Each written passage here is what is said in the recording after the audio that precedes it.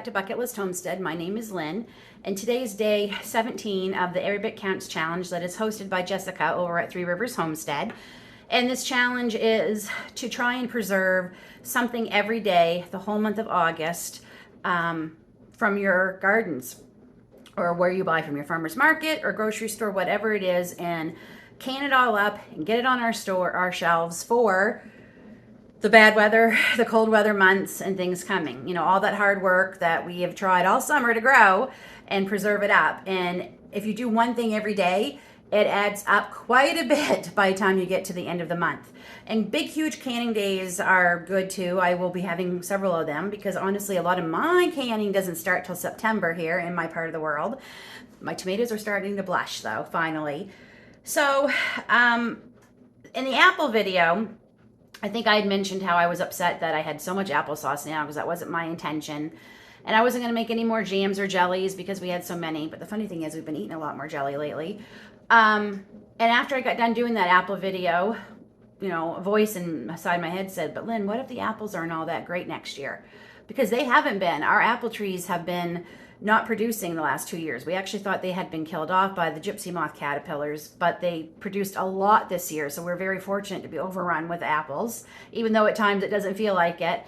And, you know, if the apples aren't all that great, we won't have any applesauce at all next year. So I'm just gonna go ahead and use what the Lord is providing in these apples, and I will probably make more applesauce, and it means I just won't have to pay to go you pick and use those apples that we're paying for to make all the things I can.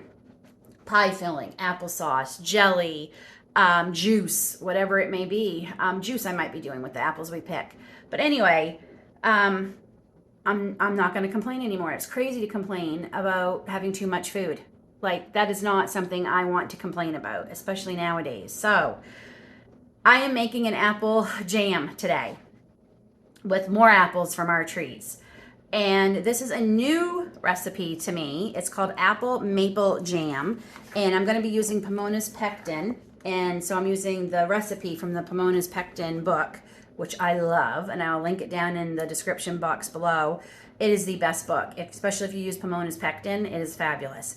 And the great thing about, so this is how I get my Pomona's pectin because I can't find it in bulk here. I buy it by the package. The great thing about this is that you can use less sugar in your jams and jellies and preserves because it uses calcium water, which is what's in here. And then you mix it up with water to get calcium water. It uses this to help set it with the pectin, so you don't need to have as much sugar, which is great. And I have to tell you, my jellies have never tasted as good because you can taste the fruit that you are using or whatever it is to make them. So let's get started on making apple maple jam.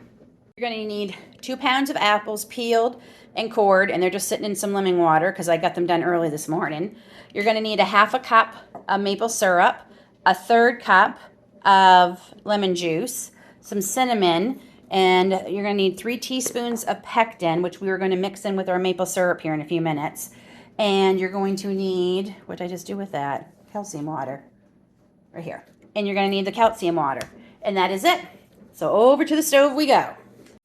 So in my pot, I have my apples. So that's 2 pounds of apples, remember, and 2 cups of water. And we are just going to cook this 5 to 10 minutes. It depends on, you know, how hard your apples are, but we want them to soften up. So I'll tell you that this makes 4 half pint, 4 to 5, and I will say that her recipes are pretty true. If she says 4 to 5, you're gonna get 4 to 5. So I have 4 jars ready. I'm kind of being a rebel today and hoping I don't need the 5th jar. And I have my canner going. It came to a boil and I just got it on low. I also have my kettle boiled because this has been boiling for a while because the morning has been crazy here. So it's probably boiled away too much water, or some water, definitely some water. So I'll wait while that's going. So, and I like it's a small recipe because if we don't like it, then it's only 4 jars, right? But I have a feeling we're gonna like this. We like apple, we like maple syrup. What's not to like about this? So mine took a lot less than 5 minutes. It took maybe about 3 and they're completely cooked and soft.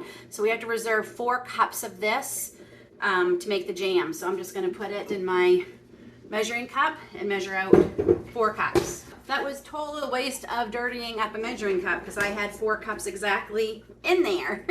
So, okay, so we're going to return it to the stove. I do have that off, but it's still hot. And we're going to add the rest of our ingredients.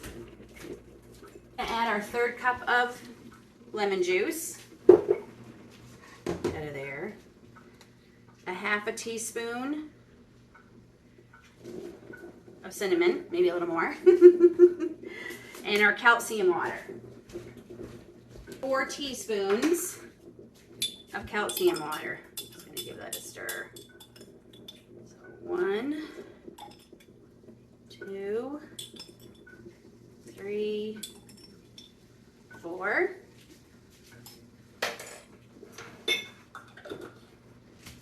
And we're going to give this a stir.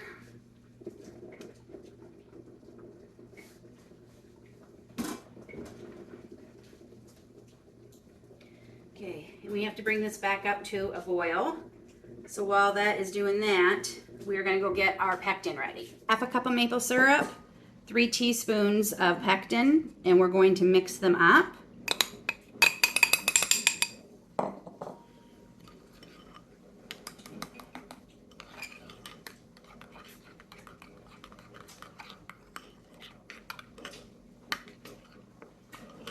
Okay. And once that jam mixture comes back to boil, we're going to slowly add our pectin maple syrup mixture to that. Boil it 1 or 2 minutes till the pectin's dissolved, and then we're going to be canning it out.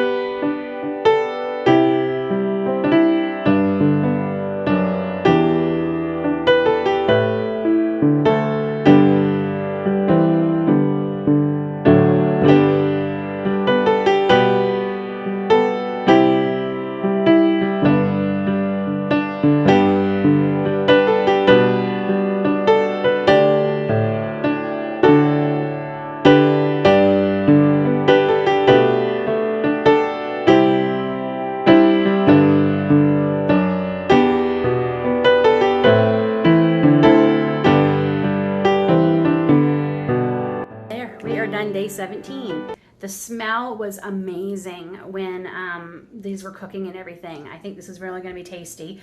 And as you saw, we needed a 1/2 pint jar. So that recipe this time made 4.5 pints. So perfect. All right, see you back here tomorrow for day 18.